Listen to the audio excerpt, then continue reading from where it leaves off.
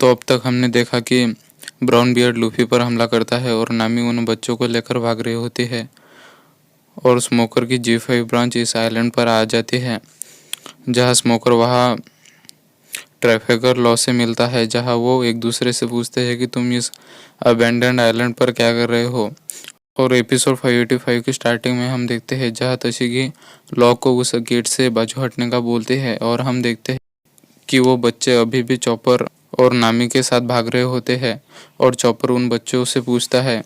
तुम्हें कौन सी बीमारी हुई थी और उन बच्चों को बीमारी है ऐसा उन येलो सूट वालों ने बोला था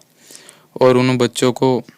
यहाँ किडनैप करके लाया गया था और वो बच्चे बताते हैं कि यहाँ के मास्टर बहुत अच्छे हैं, वो हमारा बहुत ख्याल रखते हैं। और नामी चॉपर को उन बच्चों को चेक करने का बोलती है और नामी को दरवाज़ा खोलने की कोशिश करते हैं पर उससे नहीं खुलता, पर चॉपर अपने किक की मदद से उस दरवाजे को खोल देता है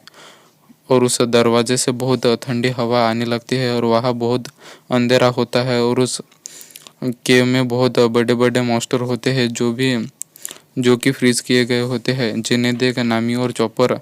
डर जाते हैं और वो बच्चे भी डर जाते हैं। और हम देखते हैं कि बिस्किट रूम का सीन जहाँ फ्रैंकी और सांजी ने मिलकर उन येलो सूट वालों को हरा दिया होता है और वो सारे सेंट्योर होते हैं और सांजी को नामी की आवाज़ आती है और वो फ्रैंकी को अपने साथ चलने का बोलता है और वो समुराई सांजी को बोलता है तुम मुझे यही छोड़ दो ताकि मैं अपने बेटे को ढूंढ सकूं, पर सांजी उसे ऐसा अकेला नहीं छोड़ सकता था और वो दोनों लड़ाई करने लगते हैं और सांजी उसे बहुत मारता है क्योंकि वो सांजी को चिढ़ा रहा होता है और वो नामी की मदद करने भागते हैं। और फिर हम लूफी का सीन देखते हैं जहां ब्राउन बियर्ड उनकी शिप पर हमला कर दिया होता है पर जोनर ने उस कैनन बॉल को काट दिया होता है पर ब्राउन बियर्ड फिर से फायर करने का बोलता है पर लूफी गम गम बलून की मदद से उस कैनन बॉल को वापस फेंक देता है और ब्राउन बियर्ड को समझ आ जाता है कि लूफी ने डेविल फ्रूट खाया है और ब्राउन बियर्ड को आइडिया आता है और वो पानी में फायर करने का बोलता है ताकि वो लोग डूब सके, पर उसा शिप को एक बर्फ के पहाड़ के पीछे छुपा लेता है पर वो लोग उस पहाड़ को भी तो डिस्ट्रॉय कर देते हैं। तभी हम ब्रुक को देखते हैं जो अभी भी भाग रहा होता है और उसे उस समुराई का ओरा महसूस होता है और हम देखते हैं कि वो समुराई एक बर्फ का गोला बन गया होता है जो नीचे ही जा रहा होता है। और हम फैक्ट्री के पास का सीन देखते हैं जहाँ तशिगी लॉ को वो वॉइस रिकॉर्डिंग सुनाती है जिस इंसान ने लूफी को कॉल किया और स्मोकर लॉ से पूछता है कि तुम तो लूफी को जानते हो ना, तुमने साथ मिलकर साबावर्डी में लड़ाई की थी और मरीन फोर्ड वॉर में तुमने लूफी की मदद की थी और मरीन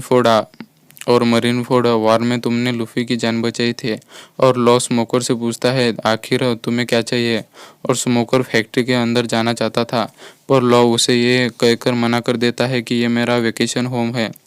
मैं तुम्हें अंदर नहीं जाने दे सकता और वो उन्हें यहाँ से जाने का बोलता है। और तभी उन्हें बच्चों की आवाज़ आती है और वो बच्चे यही आ रहे होते हैं और वो बाहर आ जाते हैं और फ्रैंकी और संजी भी वहाँ आ जाते हैं और वो स्मोकर के साथी उन्हें ही देख रहे होते हैं और नामी वहाँ लॉ को पहचान जाती है और सांजे वहाँ स्मोकर को भी देख लेता है और वो सभी वापस भागने लगते हैं दूसरा एग्जिट डोर देखने के लिए। और स्मोकर लॉ को बोलता है तुमने झूठ बोला था, यहाँ तो बहुत सारे लोग हैं और तशिगी अपने